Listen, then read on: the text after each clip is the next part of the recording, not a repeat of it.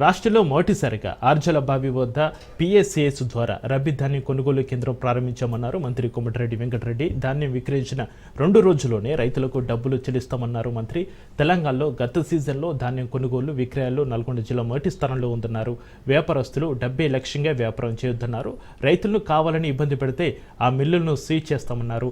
రైతులు కూడా ఆదాయం వచ్చే పంటలపై దృష్టి సారించాలన్నారు. అలాగే ఎస్ఎల్బీసీ సొరంగం పూర్తి జిల్లా సస్యశ్యామలం అవుతుందనుకునే సమయంలోనే ఎవరితో దిష్టి పడిందన్నారు. సొరంగం 17 మీటర్లు తవ్వగానే ఎస్ఎల్బీసీ టెనెల్ కూలి 8 మంది చనిపోవడం దురదృష్టకరమన్నారు కోమటిరెడ్డి.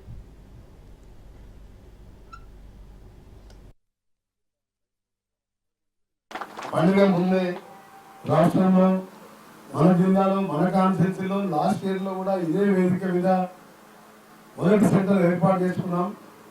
ఆ విషయం చెప్పగానే మన కలెక్టర్ గారు కూడా వెంటనే ఇక్కడ మళ్ళా మన దగ్గర చేయాలని చెప్పి వారిని కోరగానే ఈరోజు కార్యక్రమాలు ఏర్పాటు చేసినందుకు వారిని డిసిఓ గారిని అడిషనల్ కలెక్టర్ గారిని కోఆపరేటివ్ బ్యాంక్ వారిని అభినందిస్తూ అసెంబ్లీ సెషన్ నడుస్తున్నా సరే ఫస్ట్ సెంటర్ ఇక్కడ ఇంకా తక్కువ ఉన్నాయి.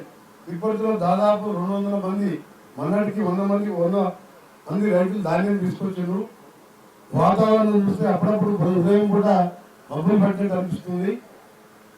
ఎప్పుడే ఏ కాలం ఒక్కసారి వర్షం వచ్చిందంటే మళ్ళీ 15 రోజులు మళ్ళీ మీరు ఎండలో ఆరబెట్టుకోవాలి అని ఆ విషయం కలెక్టర్ గారికి చెప్పగానే మనం వెంటనే స్టార్ట్ చేయడం కాదని చెప్పి అన్ని ఏర్పాటు చేసినందుకు ఏర్పాటు చేయడంతో పాటు రావాల్సిన ప్రికాషన్స్ ఏ విధంగా రైతులు అధికారులకు సహకరించాలో ఇవన్నీ కూడా అడిషనల్ కలెక్టర్ గారు మీకు చెప్పడం జరిగింది. పండుగ ముందే